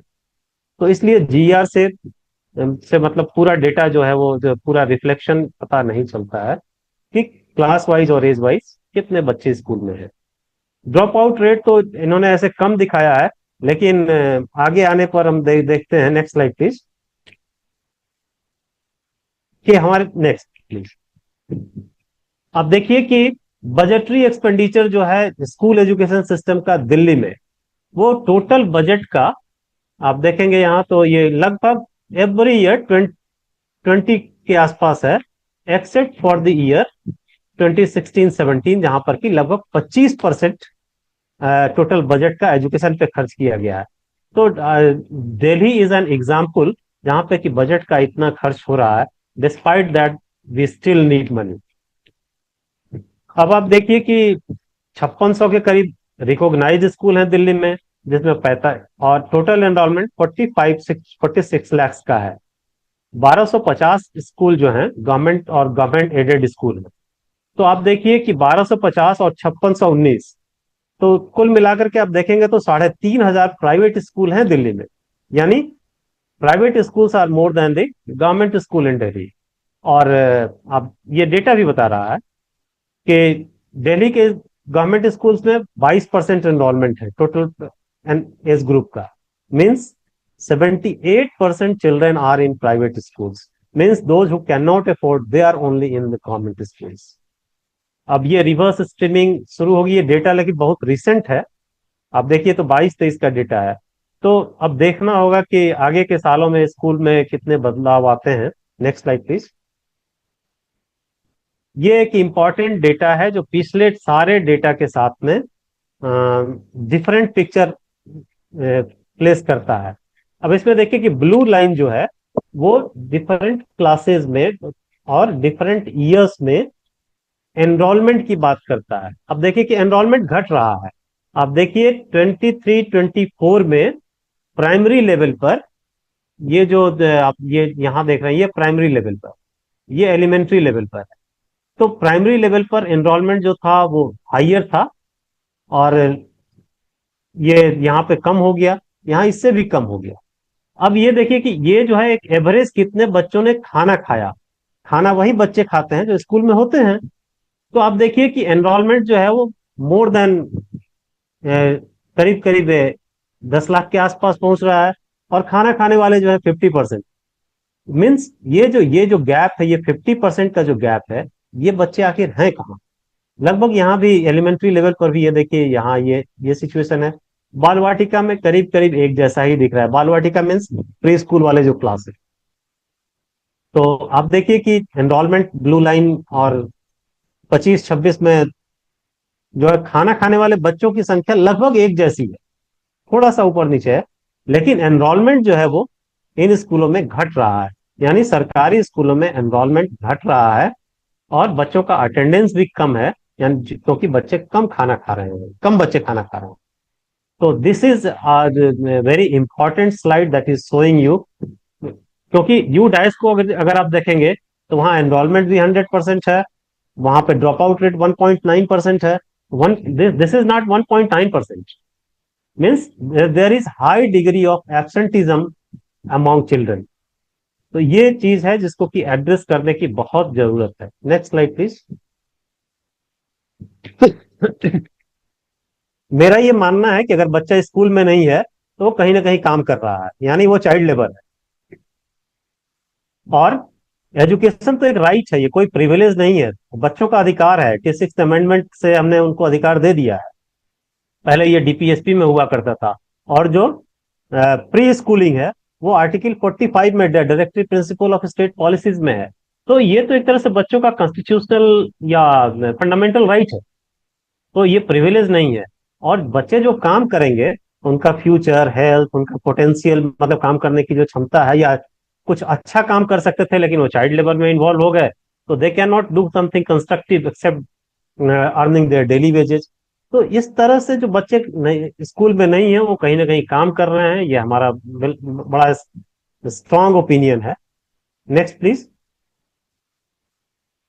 अब देखिए कि पढ़ने पढ़ाने की जब बात आती है, अभी तक तो हम लोग स्कूल आने की बात कर रहे थे, अब पढ़ने पढ़ाने की बात में आप देखिए, ये नेशनल अचीवमेंट सर्वे का डेटा है जो 21 में एनसीईआरटी ने कंडक्ट किया था।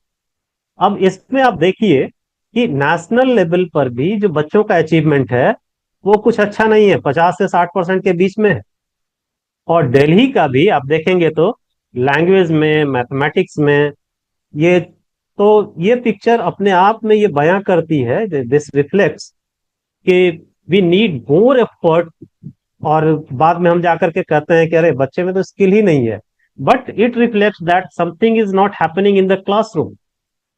क्योंकि अगर बच्चे सीखते तो कुछ एवरेज तो कम से कम नहीं 100 होता, तो 90 के आसपास, 85 के आसपास तो आना चाहिए था। But neither at the national level nor at the school state level, none at the neither of the levels they are achieving more than 60%. This is very alarming situation so far as learning outcome is concerned. और learning outcome की बात करते हैं तो ये तो learning gap दिखा रहा है, प्रत्येक क्लास में बच्चों का लर्निंग गैप है। Next please.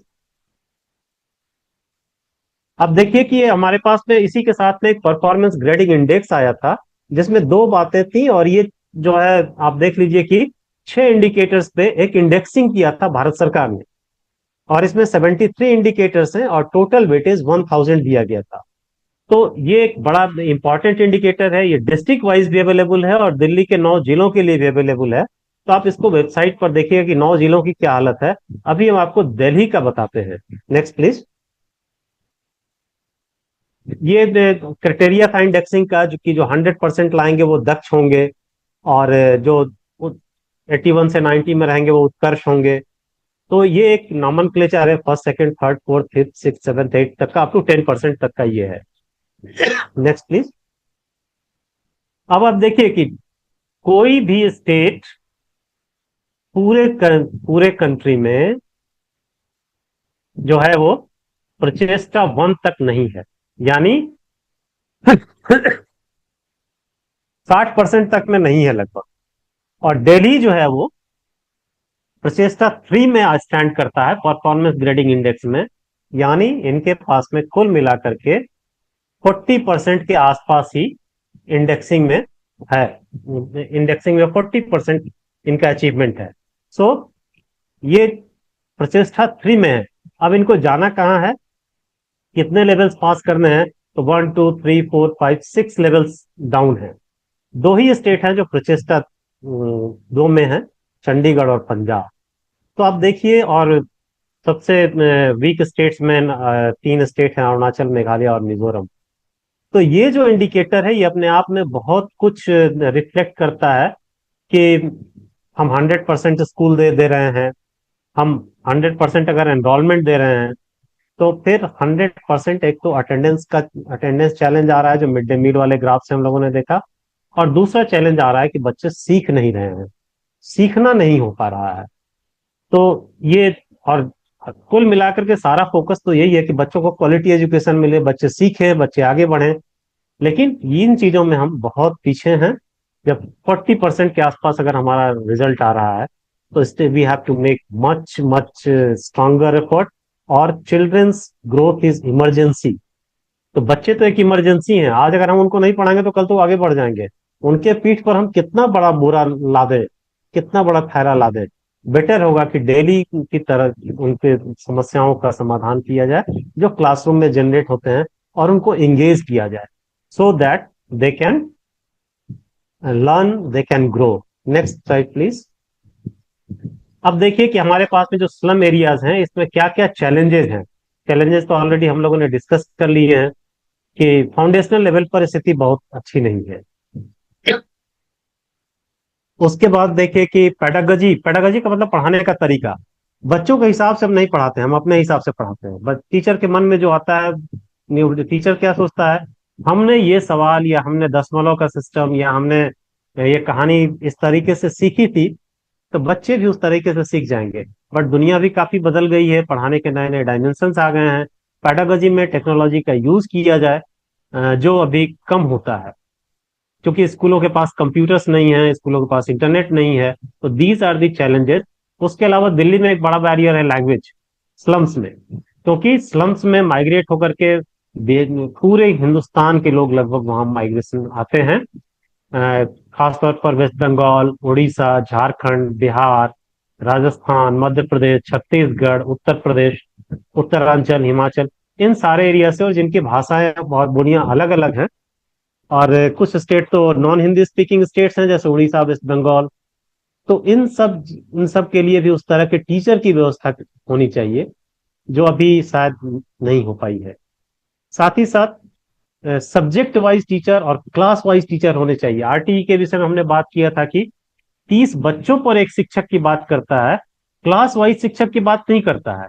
प्रत्येक क्लास में एक टीचर तो होना ही होना चाहिए। अब जैसे कुछ स्कूलों में क्या है कि 60 इनरोलमेंट है, आसाम के स्कूल हैं, उनमें कम इनरोलमेंट है, 60 बच्चे हैं पहली से 5वीं क्लास तक में, तो वहां 2 टीचर दे करके आरटी का नॉर्म तो फुलफिल हो गया। लेकिन 1 to 5 में क्लास वाइज टीचर नहीं होने से 2 class 3 class multigrade situation appear होता है, और मल्टीग्रेड सिचुएशन अपियर होने से बच्चे सीख नहीं पाते हैं। तो ये सब चीजें हैं जो काफी चैलेंजेस हैं। साथ ही साथ डिजिटल डिवीजन एक बड़ा चैलेंज है। और ये एडटेक कंपनियां जो हैं, with due respect to them, कि वो उनके पास इंक्लूजन कम है, एक्सक्लूजन ज्यादा है। तो ये चीजें देखने की हैं, और ये चैलेंजेस हैं हमारे। Next slide please. ब्रॉडली अगर हम देखें, तो अभी देखिए तो हमने रेड में रखा है लर्निंग रिकवरी को।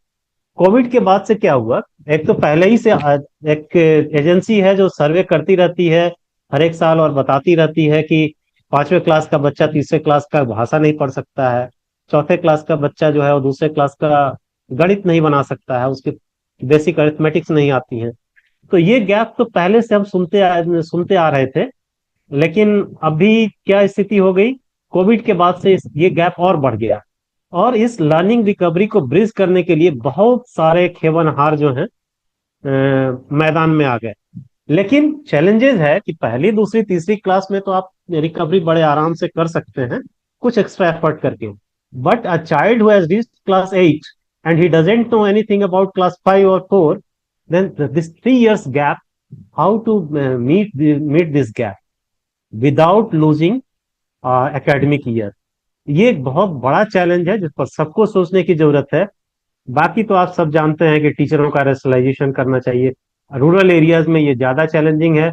आरटीई नॉर्म्स को स्टेट लेवल पर अगर कंप्लाई भी करते हैं तो स्कूल लेवल पर पता चलता है कि 2 टीचर 100 बच्चे हैं, और शहरों में जो है 100 100 बच्चे हैं और 5 टीचर हैं।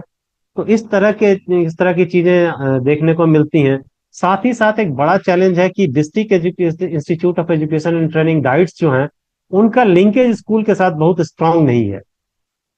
इसको स्ट्रांग करने की जरूरत है ताकि डाइट समझें कि बच्चों की क्या आवश्यकता है, और वैसे ही वो अपने स्टूडेंट टीचर्स को तैयार करें। साथ ही साथ हाइयर वोकेशनल एजुकेशन और हायर एजुकेशन में भी एक लिंक स्टैब्लिश करने की जरूरत है। बच्चे जो वोकेशनल एजुकेशन में जाना चाहते हैं तो उनके लिए ITI kind of thing, school skill development, और साथ ही साथ जो हायर एजुकेशन में जाना चाहते हैं तो हायर एजुकेशन के लिंकेज ये स्टैब्लिश होने चाहिए। नेशनल एजुकेशन पॉलिसी ने एक लिंकेज तो स्टैब्लिश करने की कोशिश की है कि अर्ली चाइल्ड एजुकेशन के साथ में प्राइमरी एजुकेशन, एलिमेंट्री और सेकेंडरी एजुकेशन को क्लब करने की कोशिश की है। तो इसका लिंकेज हायर एजुकेशन तक होना चाहिए, और हमारे पास में एक स्ट्रॉन्ग ट्रैकिंग मैकेनिज्म होना चाहिए कि बच्चे जो क्लास 1 में थे वो कहाँ गए। अदरवाइज पता चलता है कि क्लास 1 में तो 100% एनरोलमेंट था, क्लास 8 में जाते जाते वो 60% हो जाता है। तो where are those 40% children? This is also we must know. और इंक्लूसिव एजुकेशन होना चाहिए। Inclusive education means disabled, abled, और irrespective of caste, creed, ability, disability, सबको एक समान देखा जाए। तो ये एक बड़ा, ये सब की चैलेंजेस हैं। असेसमेंट सिस्टम को दुरुस्त करने की जरूरत है। जब से ये पब्लिक प्राइवेट पार्टनरशिप शुरू हुआ है, असेसमेंट्स शायद ज्यादा बढ़ गए हैं क्या, ये एक देखने की बात होगी। इतने ज्यादा असेसमेंट की आवश्यकता है क्या, एक रिविजिट करने की जरूरत है, क्योंकि daily, weekly, fortnightly, monthly, quarterly, half yearly, annual, तो there are plethora of assessment happening in schools.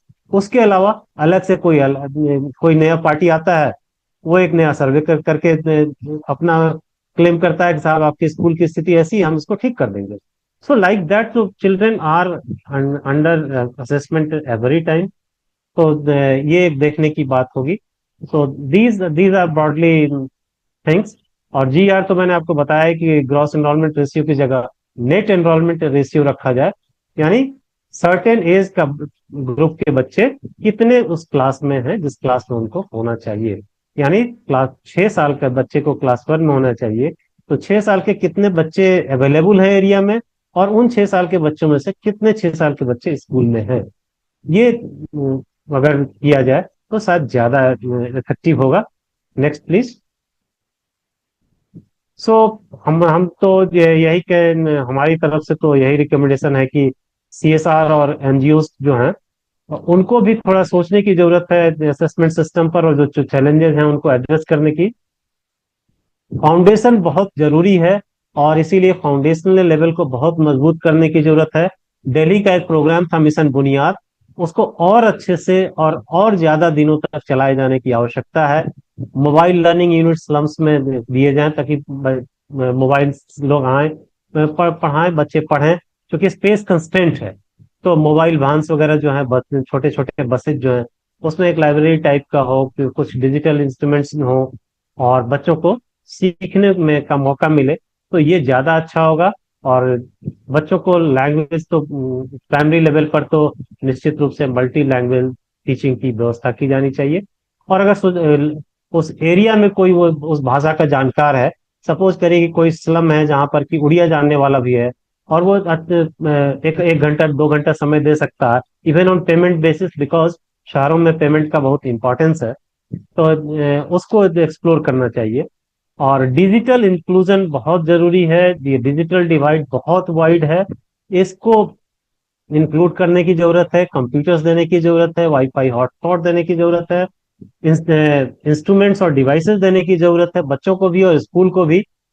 और आप देखें डिजिटल कंटेंट अवेलेबल कराएं, और साथ ही साथ बच्चों को एक्सपोजर दें, टूर में इधर उधर कहीं हिस्टोरिकल साइट्स पर ले जाकर के उसके इम्पोर्टेंस बता सकते हैं। जैसे दिल्ली में तो साइंस सेंटर्स हैं, उनका एक्सपोजर हो तो बच्चे कम से कम उतना तो जरूर जान जाएंगे, और उसके बाद that may be a turning point for many of the children. Next please. So community में पेरेंटल एंगेजमेंट बहुत जरूरी है। A child is living between a triangle, और ट्रायंगल के तीनों कॉर्नर पे एक तरफ गवर्नमेंट है, दूसरी तरफ टीचर है, और तीसरी तरफ पेरेंट्स हैं। बीच में उस ट्रायंगल के बच्चा है। तो इन तीनों में से कोई भी अगर नहीं मुस्कुराएगा तो बच्चे के चेहरे पर मुस्कान नहीं आएगी। तो इसलिए गवर्नमेंट के रूल ठीक होने चाहिए, टीचर्स जो हैं वो हमारे पास में वेल इक्विप्ड होने चाहिए, और पढ़ाने वाले होने चाहिए, पैडागोजिकली स्ट्रांग होने चाहिए, और कम्युनिटी का को अपना रोल प्ले करना है। और चूंकि शहरों में एसएमसी मीटिंग्स तो एक चैलेंज है, क्योंकि वे सब डेली वेजेस अर्नर्स है। बट क्या उनकी सुविधा के अनुसार हम कभी कोई ऐसा दिन महीने में निकाल सकते हैं, या घर जा करके बारी बारी से, और ऑड टाइम्स में, हालांकि ऑड टाइम्स पे स्लम्स में जाना भी एक बड़ा चैलेंज है। But we need to explore that कि कैसे पेरेंटल एंगेजमेंट इंश्योर किया जा सके। Next please. सो एक तो एडमिशन प्रोसीजर जो है उसको थोड़ा सा फ्लेक्सिबल किया जाए, क्योंकि बहुत सारे स्लम्स में ऐसे लोग हैं जिनके पास आधार कार्ड नहीं है, रेसिडेंस का प्रूफ नहीं है, डेट ऑफ बर्थ का नहीं है। तो एक सर्टिफिकेट लेकर के, जैसे कई जगहों पर ऐसा किया गया था, तो एक पेरेंटल एफिडेविट लेकर के बच्चों का एडमिशन कर लिया जाए तो ज्यादा अच्छा है। सिंपल एक एफिडेविट मीन्स एक एग्रीमेंट पेपर पे साइन करा लिया जाए, नोटरी के पास जाने की जरूरत ना पड़े। और साथ ही साथ माइग्रेशन वालों का ख्याल रखा जाए कि वो कहाँ से आ रहे हैं, कहाँ जा रहे हैं, किस टाइम में माइग्रेट कर रहे हैं। और जो प्रोजेक्ट अप्रूवल बोर्ड है उसमें भी स्लम्स के लिए एक रिकमेंडेशन हाईलाइटेड होना चाहिए कि इतने डिफरेंट स्टेट्स के लिए, particularly for Delhi and Mumbai, जो ईयर मार्क फंड होने चाहिए स्लम्स के लिए। सर, तो फाइनेंशियल एलोकेशन होंगे तो उसकी मॉनिटरिंग भी अच्छी हो सकती है। ट्रांसपोर्ट फैसिलिटी प्रोवाइड किया जाए स्लम्स में, ताकि बच्चे सेकेंडरी स्कूल में नियर बाई जा सकें। और दिल्ली गवर्नमेंट का एक हैप्पीनेस करिकुलम है, so that has been appreciated even by the American lady president. तो उसको भी देख, उसको और ज्यादा एनहांस करने की जरूरत है, और उसको अच्छे से इम्प्लीमेंट करने की जरूरत है। That is a good step then that has been appreciated across internationally. तो ये एक अच्छा स्टेप है, इसको देखा जा सकता है। नेक्स्ट। ये आप देखिए कि ये मैंने टीचर्स ऑफ बिहार की एक साइट है। तो टीचर्स ऑफ बिहार में स्कूल जो है उनको इन लोगों ने इस तरह से पेंटिंग करी है, कहीं पे ट्रेन के रूप में, कहीं प्लेन के रूप में, कहीं बस के रूप में। तो थोड़ा अट्रैक्टिव बनाने की कोशिश किया है। लेकिन अब आप जैसे देखिए कि ये चंदा वाला जो स्कूल है, इसमें एक्सेस जो है वो थोड़ा डिफिकल्ट है, खासतौर पर डिफरेंटली एबल्ड बच्चों के लिए। तो इस तरह की चीजों को भी ख्याल रखा जाए, ताकि बच्चों की एक्सेसिबिलिटी सुनिश्चित हो सके, वो फियर फ्री और बैरियर फ्री एक्सेस हो, ताकि वो स्कूल जा सके। हालांकि एक अच्छा स्टेप है इस तरह की पेंटिंग्स स्कूल में कराना। दूसरा कि टीचर्स ऑफ बिहार ने जो एक्सपेरिमेंट किया है, वो कई तरह से, वो अपने जो असेंबली होती है उसमें कई तरह के, not only row and columns, but कभी रेक्टेंगल बनाना, कभी ट्रायंगल बनाना, कभी सर्कुलर वे में असेंबली करना। तो दिस वे वो काफी बदल बदल के कर रहे हैं, तो एक अच्छा प्रयास है। Can we think over that. तो ये मैंने दिखाना चाहा। Next please. So when we talk about equality, तो अगर सबको एक साइज की बाइसिकल दे दी जाए तो छोटे बच्चे के लिए दिक्कत होगी, और जो डिसेबल्ड बच्चा है उसके लिए इक्विटी लाने की जरूरत है, कि जिसको जैसी जरूरत है उसको दिया जाए। तो ये मैं थोड़ा, लगता है कि 10 मिनट ज्यादा समय मैंने ले लिया, but thank you so much for giving me this opportunity. आपके पास यदि कोई सवाल हो तो हम कोशिश करेंगे उसका उत्तर देने की। Thank you so much, sir. It was really very nice and then very detailed I'll say the presentation, because mostly the interns have joined today for this session, and they are working on the the situational analysis and related to the infrastructure with the education with the livelihood in integrated manner, as you Mhm. highlighted via this presentation. So yes, I request audience, if anybody has any questions, so please ask him, and he will definitely answer your questions, and then in a very well structured manner. So anybody from the audience, please. If you are struggling for data, from where I can find data because you are going for situation analysis. So where will you get the relevant data? So Yes, these kind yes. of things, there are data available, like not only UDICE, but you can go through the PAV minutes of the government of India, Delhi government budget. I think Delhi government is the first government which has given budget like this in public domain. Yes, yes, yes. Other governments, I didn't find. Might be giving data, but I didn't find on their website. So, any question from your side, I try to answer. Yes, audience, please, anybody.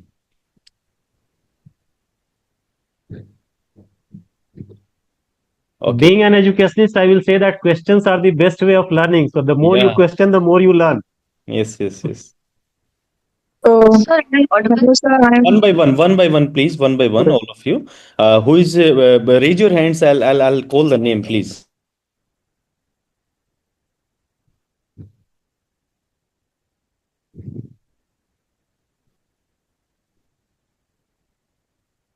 Raise your hand. Ayushi was there, right? Ayushi, Ankita, who was there? So that was it. I'm not seeing an option to raise my hand in the meeting. Okay, okay. So Ayushi, what is your question? Please ask, na. Ayushi, what was? Sir आपने बात करी थी कि slum में language barriers होते हैं, so we need volunteers जो native language में कम्युनिकेट कर सकते हैं.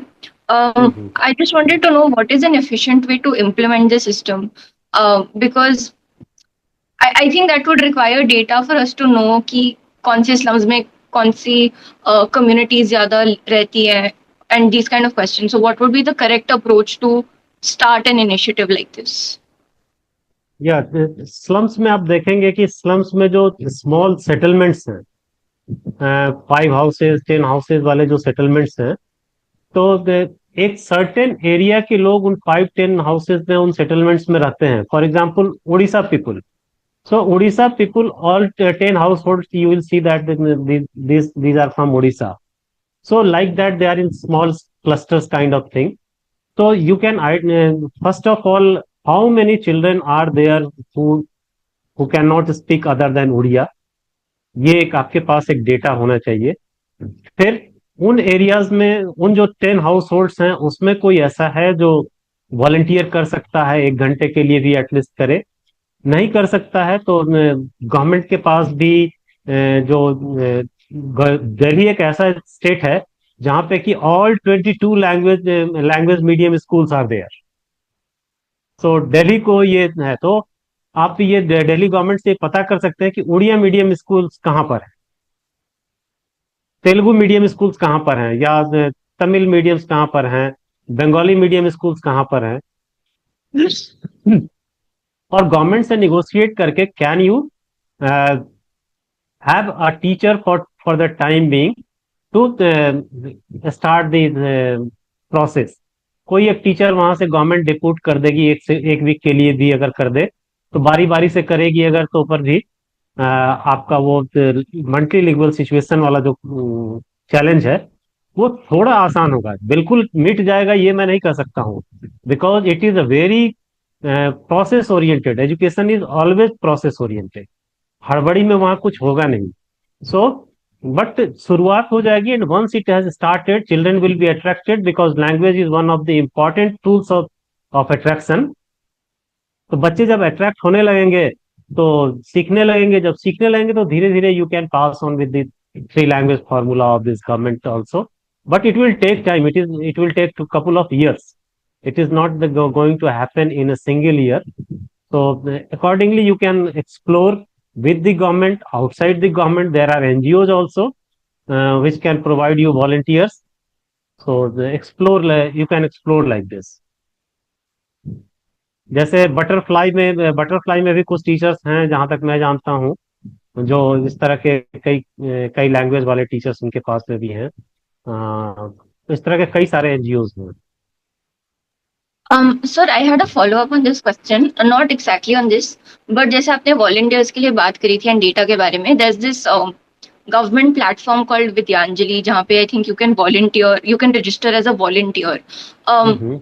आपको पता होगा कि इसके लिए data कहाँ से collect कर सकते हैं? Because I've been trying to find data for how many people volunteer through this platform, but I've not been able to find that. It's देखिए, run by the department. मैं आपको सजेस्ट करूंगा कि जिस डिस्ट्रिक्ट में आप ये काम करना चाहते हैं, because Delhi is divided in 9 districts. So जिस डिस्ट्रिक्ट में आप ये काम करना चाहते हैं उनके 2 ऑफिसेज को कांटेक्ट करिए।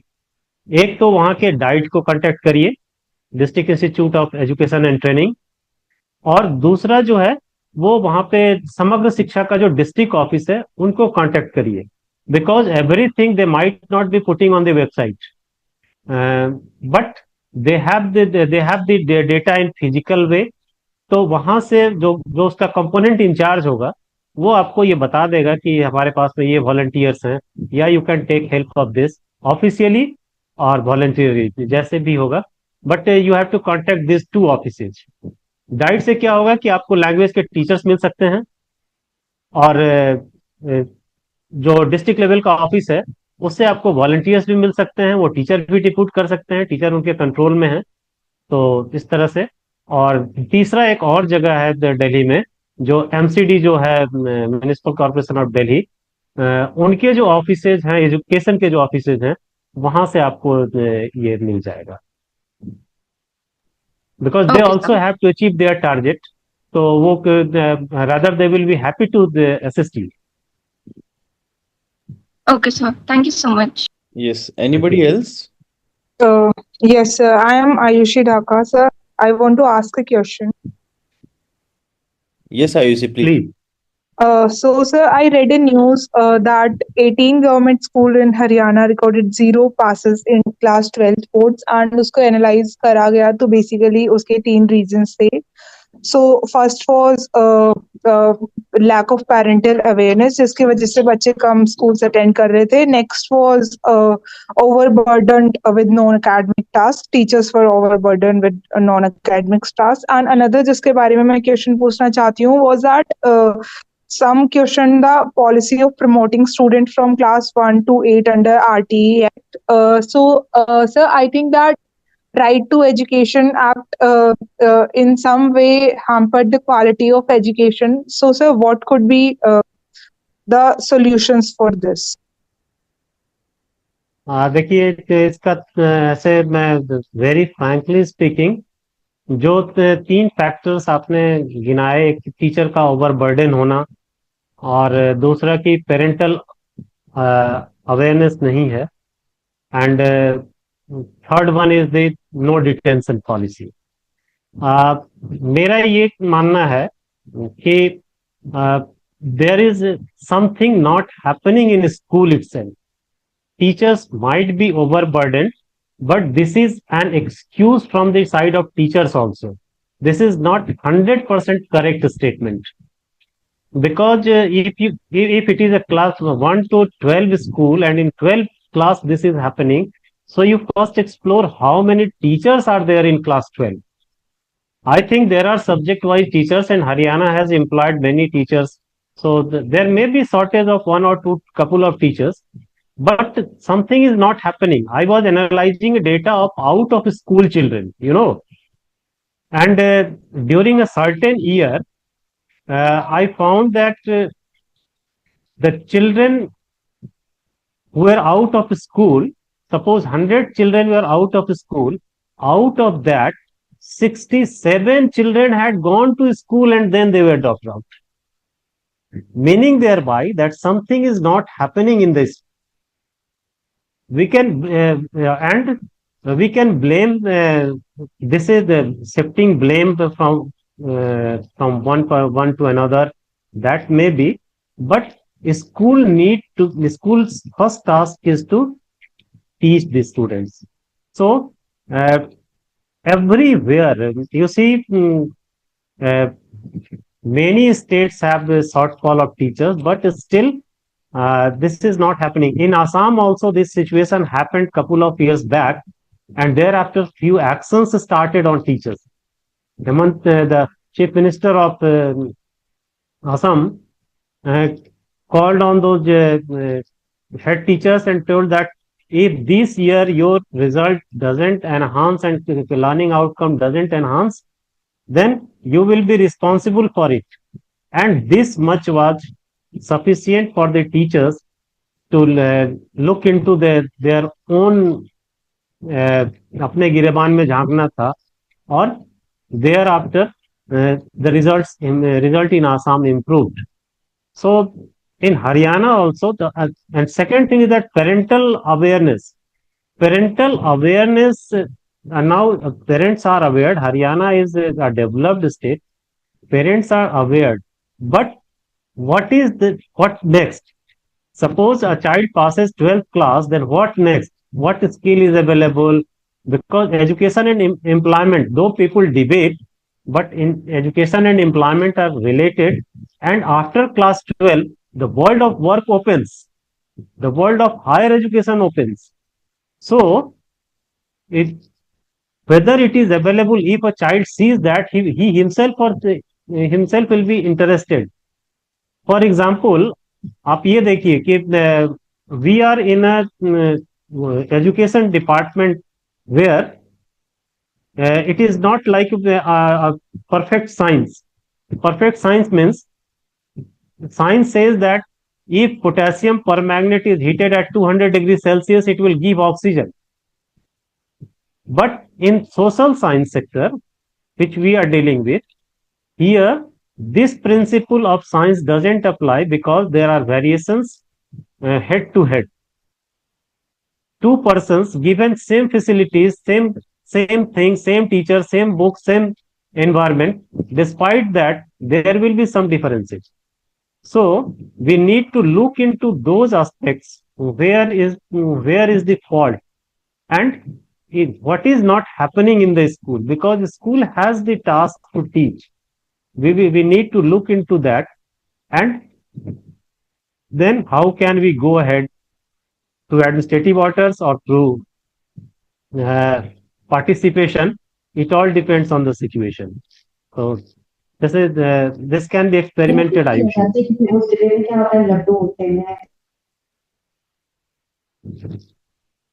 Yes, anybody else from the audience, please? So, Janya, this side. Yeah, Janya, please proceed. So, actually, I've personally seen 200 students. They were residing in slum, and just because they were like 6-7 years and they knew how to cook and all the household chores, that means they were good learners. But still, when they were sent to school, most of them went in the school just for the purpose of the midday meals. And after like 3-4 class, they always used to like drop out from the school. And the next generation that will come up, like their siblings, they'll never go to the school. And the reason their parents used to give saying is that what happened to the first child, we witnessed. There was no growth. So it's better that they stay and live a life like us because they found it more promising than the education system that they were offered. So, sir, that is a very big loophole. And personally, I could not analyze any solution to that problem. Like they were very right saying that what work they do, provide them with bread. But what education is doing is like bringing them into the between of the sea and leaving them there. No way outside. So you have partially answered your question, Janya. Yes. You see, first of all, when we discuss with the parents, then we need to discuss that do you want your child see like you, or do you want your child see better than you, your standard of living?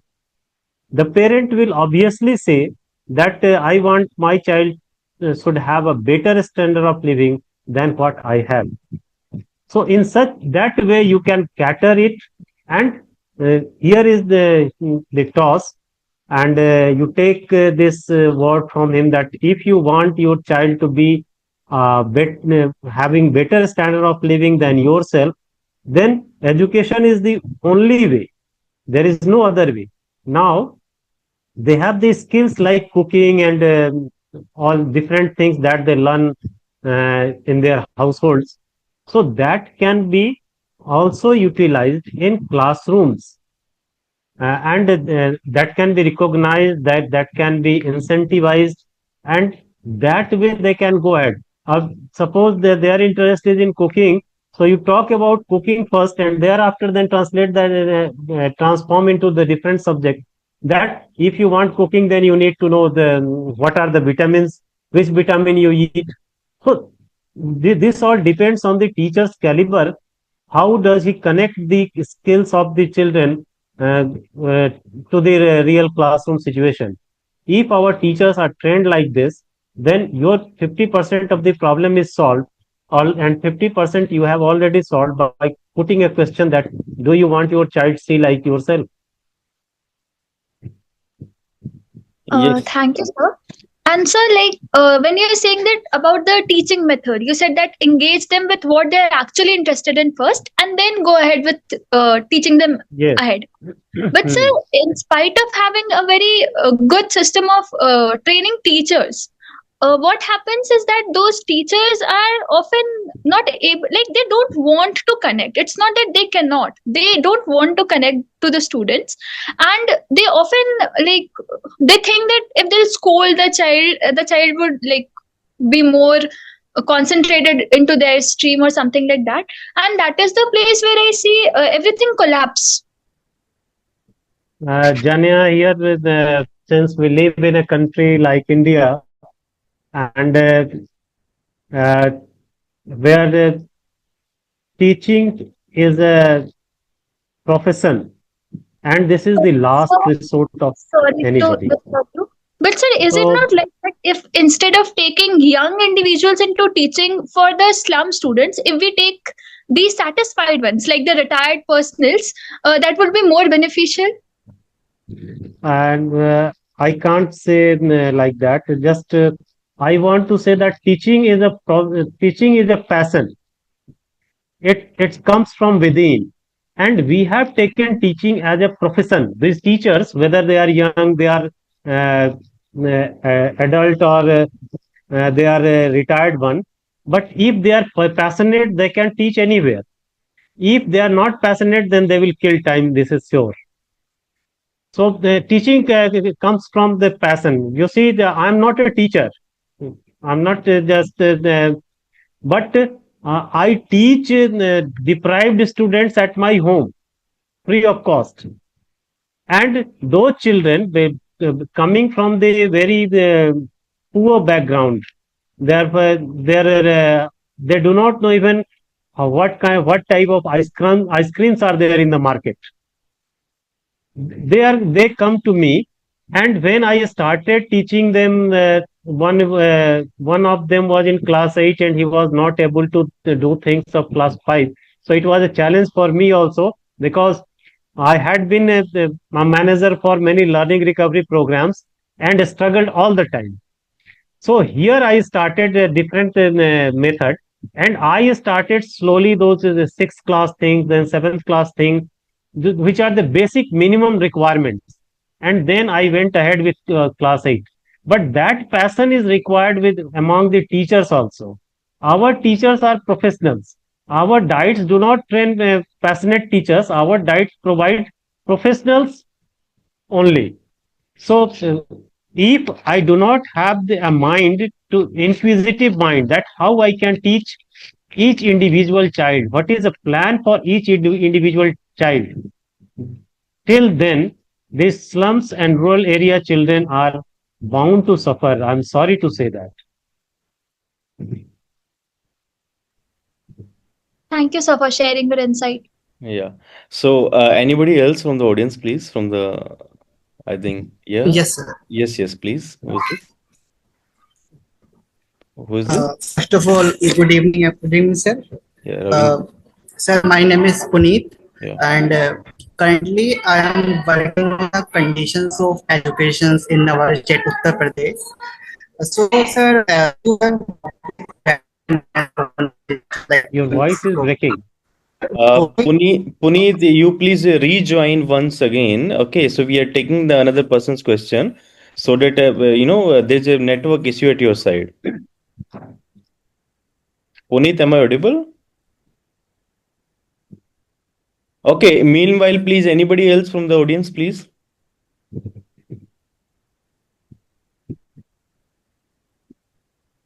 Anybody else from the who is having some sort of question related to the today's discussion? Okay, Puneet, am I audible to you? Puneet? Puneet, it's better if you type your question in the chat box. Yeah.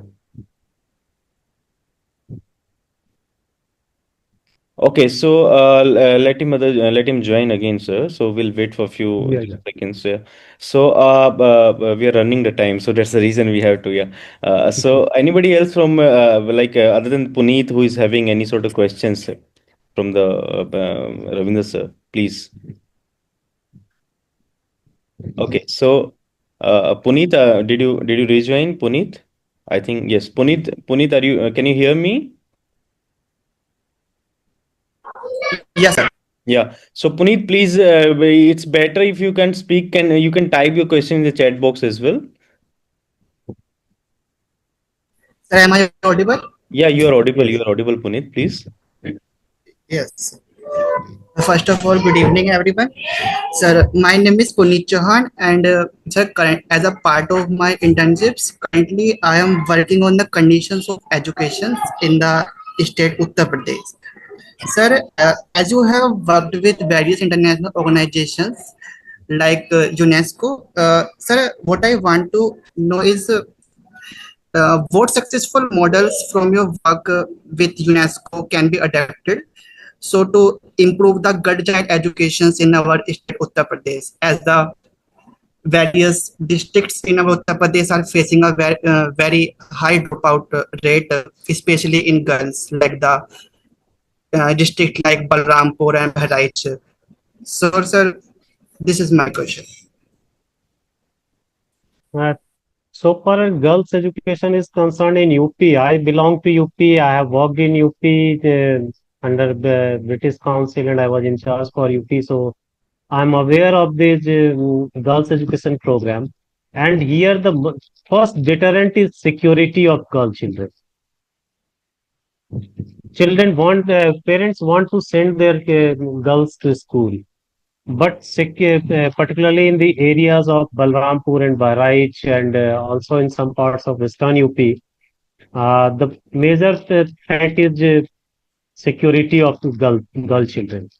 So, if can we provide some suitable transport to girls to pick up and drop from school to their homes, or because it is not possible to have one attendant for every girl attending school, or can we think of the school at home, clubbing a couple of girls and then sending them to school, because there is no alternative to school.